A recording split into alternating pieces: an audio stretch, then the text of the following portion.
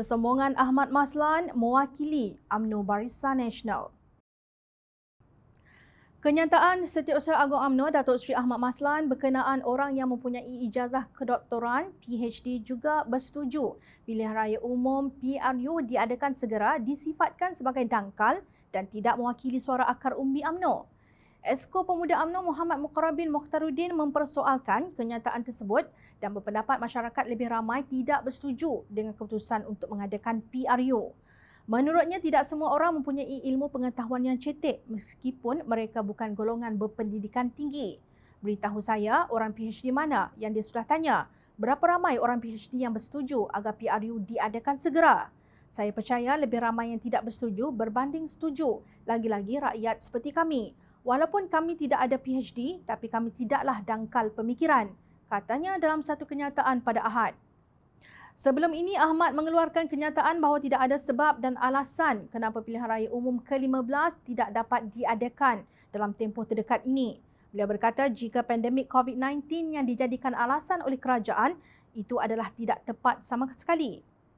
Ini kerana katanya dunia sekarang sudah mempunyai vaksin yang boleh melindungi manusia dari dijangkiti wabak itu. Saya melihat COVID-19 bukan lagi alasan untuk Kerajaan Perikatan Nasional tidak adakan PRU lebih awal kerana kita dimaklumkan telah ada vaksin.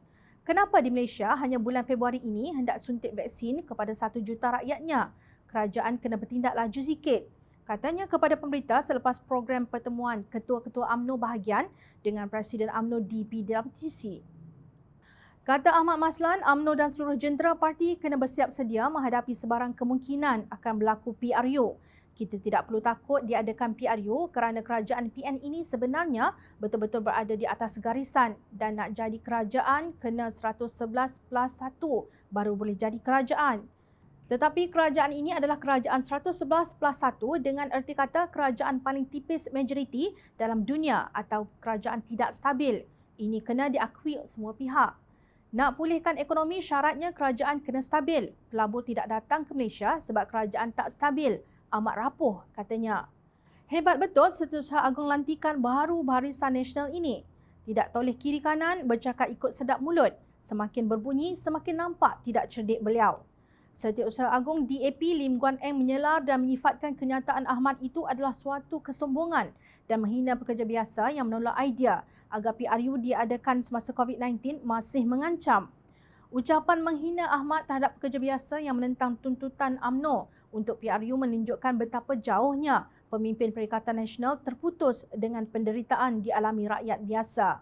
Ahmad dengan sombong menyatakan bahawa hanya orang berpendidikan PhD sahaja yang akan memahami keperluan PRU awal, katanya dalam satu kenyataan hari ini. Ramai yang terpana seolah-olah ada tulah dengan kesombongan Ahmad Maslan. Semalam, Menteri di Jabatan Perdana Menteri Ekonomi, Datuk Seri Mustafa Mohamed disahkan positif COVID-19. Perkara itu disahkan selepas Mustafa yang juga ahli Parlimen Jeli mendapat keputusan ujian saringan yang dijalaninya sebelum ini. Berikutan itu, beliau yang mesra dengan panggilan Tok Pa dimasukkan ke wad Hospital Raja Perempuan Zainab II di Kota Baru pada jam 10.30 malam tadi untuk pemantauan. Keadaannya dilaporkan stabil.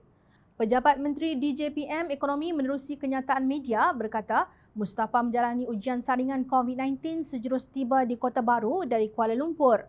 Menurut kenyataan itu, pada 1 Januari lalu, Mustafa turut menjalani ujian saringan COVID-19 dan keputusannya negatif. Sementara itu, Menteri Pembangunan Wanita, Keluarga dan Masyarakat, Datuk Seri Rina Muhammad Harun juga disahkan positif COVID-19 hari ini.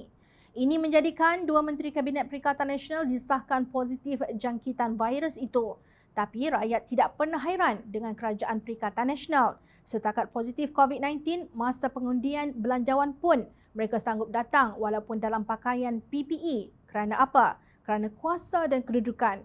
Sekarang sibuk mendesak diadakan PRU dengan segera tanpa memikirkan nasib rakyat pekerja barisan hadapan dan Kementerian Kesihatan yang tidak kenal siang malam bertungkus lumus membantu pesakit. Menteri Kesihatan dan dua timbalannya pula entah ke mana perginya, di atas pokok, dalam gua atau di lautan dalam. Saji hamper RM200,000 dibayarkan kepada mereka setiap bulan. Namun hasilnya hanya sekadar air suam. Letaklah jawatan, wahai Muhyiddin dan Kerajaan Perikatan Nasional, anda telah gagal. Serahkan kembali kepada yang hak untuk membela rakyat. Ingat, rakyat memerhati.